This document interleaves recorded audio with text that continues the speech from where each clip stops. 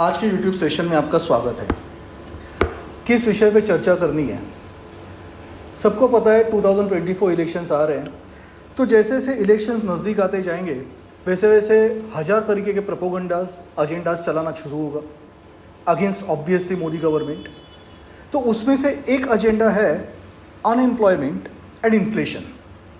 तो आज मैं एकदम लेमैन टर्म की भाषा में एक बात करना चाहूँगा। इनफैक्ट किसी चीज़ का जवाब देने के बजाय मैं आपसे एक सवाल पूछना चाहूँगा। भारत में कितने स्टेट्स हैं? 28 states, 11 union territories, 9 union territories. So 11 states, 28 states and 9 union territories, इसमें कितने जगह पे बीजेपी की सरकार नहीं है? तो आपकी जानकारी के लिए टोटल ऐसे 13 स्टेट्स है जहां पे बीजेपी की सरकार नहीं है।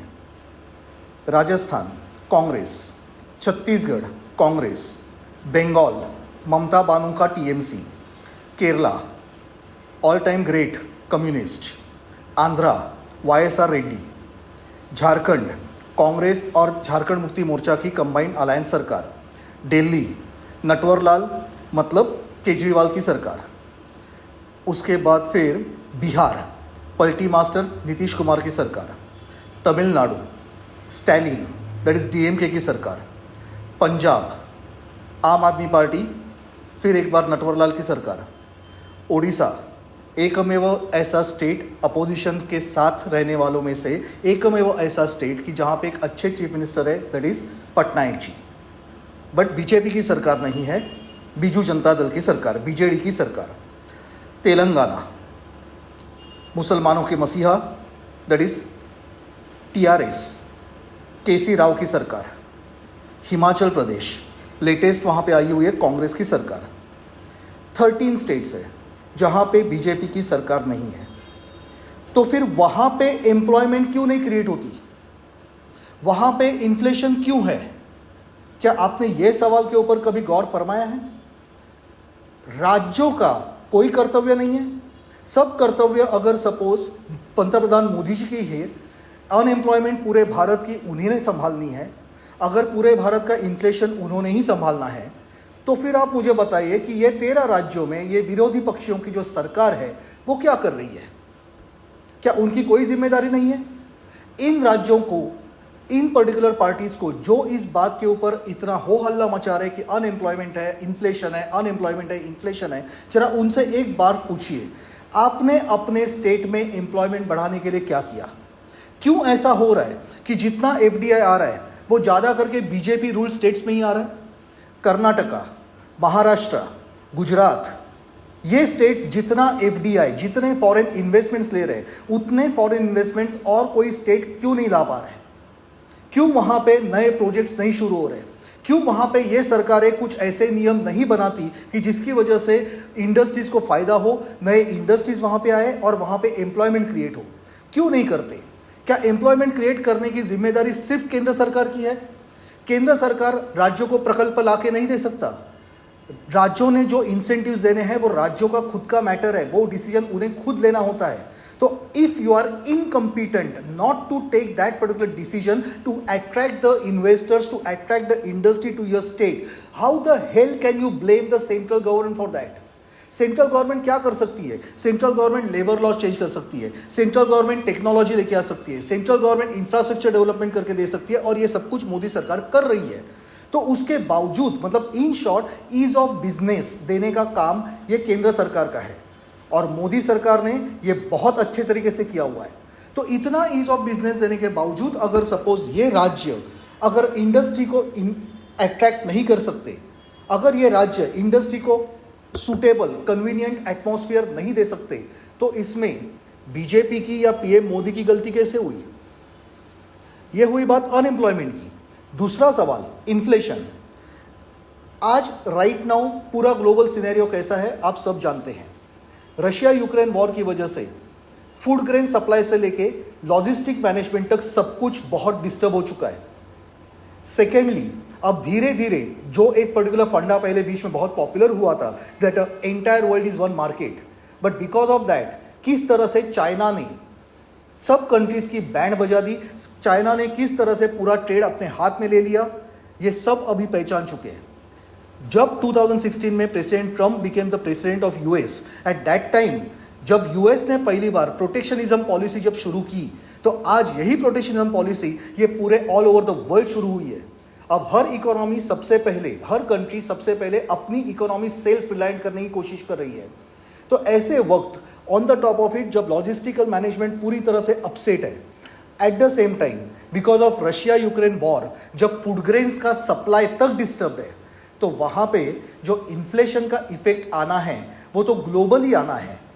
क्या सिर्फ भारत में प्राइसेस बढ़े हैं? इनफैक्ट अगर आप ध्यान से देखेंगे तो भारत में इन्फ्लेशन ये बहुत कंट्रोल में रखा गया है। अगर आपको इन्फ्लेशन देखना है तो आप जरा सिर्फ इतना ही सोचिए कि जो यूएस में इन्फ्लेशन हमेशा 0.2, 0.3, 0.5% होता था, आज वही यूएस 5% इन्फ्लेशन दे रहा है। एंड जिस यूपीए सरकार ने, जब कोई वॉर नहीं था, जब कोई रिसेशन नहीं था, तब 2013-14 में जो इन्फ्लेशन 12% के ऊपर लेके गए थे, आज इतनी तकलीफें होने के बावजूद, इतना ग्लोबल एटमॉस्फेयर डिस्टर्ब होने के बावजूद अपने यहां पे इन्फ्लेशन इज नाउ अराउंड 5.6%। तो अब आप सोचिए कि केंद्र सरकार ने इन्फ्लेशन कंट्रोल में रखने के लिए मेजर्स लिए हैं कि नहीं लिए हैं, और उसके बावजूद अगर सपोज एक ग्लोबल प्लेटफॉर्म जो पूरी तरह से डिस्टर्ब हुआ है, तो उसका डिस्टर्बेंस भारत पे भी आने वाला है। So we are at par. तो अब अगर सपोज उसके अलावा और कौन सा रीजन हो सकता है कि जिसकी वजह से इन्फ्लेशन है, तो वो रीजन है पेट्रोल एंड डीजल प्राइसेस।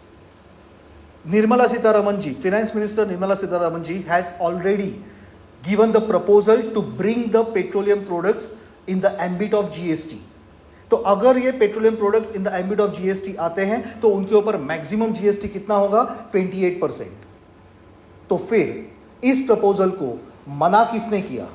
इस प्रपोजल को मना इन्हीं अपोजिशन स्टेट्स ने किया, क्योंकि हर राज्य सरकार इंक्लूडिंग बीजेपी के राज्य सरकार, सब लोग जितना पैसा ये वैट और एक्साइज का जो शेयर केंद्र सरकार से मिलता है, ये दोनों मिला के जितना पैसा, जितना रेवेन्यू स्टेट्स का इन पेट्रोलियम प्रोडक्ट के सेल से होता है, उतना और कहीं से नहीं होता। So if that particular petroleum products are brought in the ambit of GST, इन राज्य सरकारों के उनके खुद की तिजोरी पे डायरेक्ट असर पड़ने वाला है। And because of that these states have declined, have refused to bring petroleum products in the ambit of GST. तो अब इसका ठिकरा आप अकेले मोदी सरकार पे या फिर निर्मला सीतारमन जी के सर पे कैसे फोड़ सकते हो?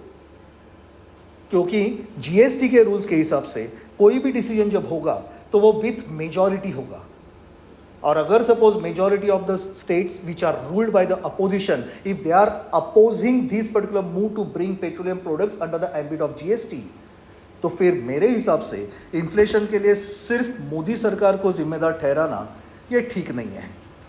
That's what I feel. अब आपके क्या विचार होंगे? I respect those particular thoughts, लेकिन सोचने वाली बात यह है कि किसी के ऊपर उंगली उठाना बहुत आसान है बिना ये बताए कि उसने क्या किया है। आज अगर अपने देश में इन्फ्लेशन कंट्रोल में है तो वो सिर्फ और सिर्फ एक रीजन की वजह से है कि वो है मोदी सरकार ने जिस तरह से जीएसटी का इंप्लीमेंटेशन किया है। आप जरा सोचिए कि इसके पहले जब जीएसटी नहीं था और यहाँ पे excise, VAT, entertainment tax, octroi, ऐसे दुनिया भर के टैक्सेस मिला के 32 इनडायरेक्ट टैक्सेस होते थे, जिसकी वजह से महंगाई चरम सीमा पे पहुंच चुकी थी। हर राज्य अपने हिसाब से पैसा लूट रहा था अपने राज्यों के सिटीजन से। आज उसके ऊपर कंट्रोल आया है वो सिर्फ जीएसटी की वजह से, और जीएसटी मोदी सरकार ने ही लाई थी। आप आज जाके यूरोपियन कंट्रीज में जाके देखिए, यूके में लिटरली जो फूड मार्ट्स है, जो सुपरमार्केट्स है, लोग वहां पे चोरियां कर रहे हैं। क्यों? क्योंकि वहां पे फूड का इतना शॉर्टेज हुआ है। क्या ऐसी बातें आपने अपने भारत में सुनी? नहीं। कोरोना काल का इतना डिफिकल्ट पीरियड था, उस पीरियड से लेके मतलब इन शॉर्ट मार्च 2020 से लेके आज तक, एंड इनफैक्ट अप टू 31 दिसंबर 2023, केंद्र सरकार अपने देश के 80 लाख पॉपुलेशन को फ्री में राशन दे रही है।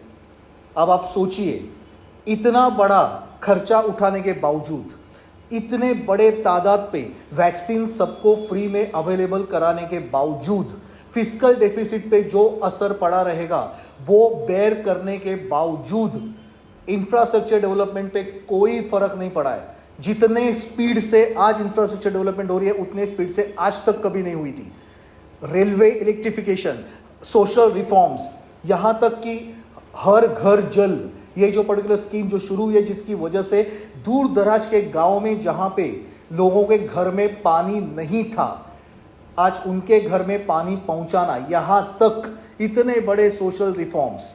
आप जरा सोचिए, कोई भी खर्चा करने के लिए गवर्नमेंट को पहले रेवेन्यू चाहिए, तो वो रेवेन्यू आता है mainly through taxation.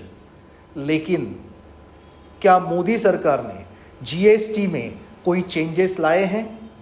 Has they moved any product from 12% to 18% slab और from 18% to 28% slab? Answer is no. In fact higher slabs के कमोडिटीज एंड सर्विसेज ये लोअर स्लैब्स में लाए गए हैं। तो इतना बड़ा फर्क पड़ने के बावजूद, अपना रेवेन्यू गंवाने के बावजूद, अगर केंद्र सरकार, that means PM Modi is managing all these particular social reforms, he is managing all these particular social benefit schemes, if he is managing infrastructure development, तो इसका मतलब उनका फिस्कल डेफिसिट, उनका फिस्कल कंट्रोल कितना टाइट होगा, उनका फिस्कल डिसिप्लिन कितना tight होगा। और उसकी वजह से आज इतने डिस्टर्बेंसेस होने के बावजूद इन्फ्लेशन भारत में उतना नहीं है जितना अदरवाइज हो सकता था। लेकिन ये अपोजिशन की एक चाल है कि कोई ना कोई बात पे बवाल मचा के आपको मिसलीड करना, क्योंकि उन्हें पता है कि यहाँ पे जो सरकार बनती है तो मार्जिन ज़्यादा नहीं होती, 2 to 3% मार्जिन होती है। और ये 2 to 3% मार्जिन में जो कोई भी फेंस सीटर्स है, उनको अगर आप खाली एक जगह से दूसरे जगह पे शिफ्ट कर दो तो पूरा रिजल्ट चेंज हो सकता है। मेरी आपसे ये रिक्वेस्ट है, ये 2024 का इलेक्शन का लास्ट एक साल अब शुरू हो चुका है। ऐसे कई प्रोपोगंडाज आएंगे और जब वो आएंगे तो जो कोई आदमी ऐसे मुद्दे उठाता है उसे पहले सवाल ये पूछा कीजिए कि उनके खुद के राज्य की हालत बताइए। और मैं आपको ये बता रहा हूं कि राजस्थान में पेट्रोल प्राइसेस राइट नाउ सबसे हाईएस्ट है। तो जाके पूछिए उस कांग्रेस को कि क्यों आपने अपने राज्य में इन्फ्लेशन कंट्रोल करने के लिए वैट कम नहीं किया, क्यों नहीं कम किया?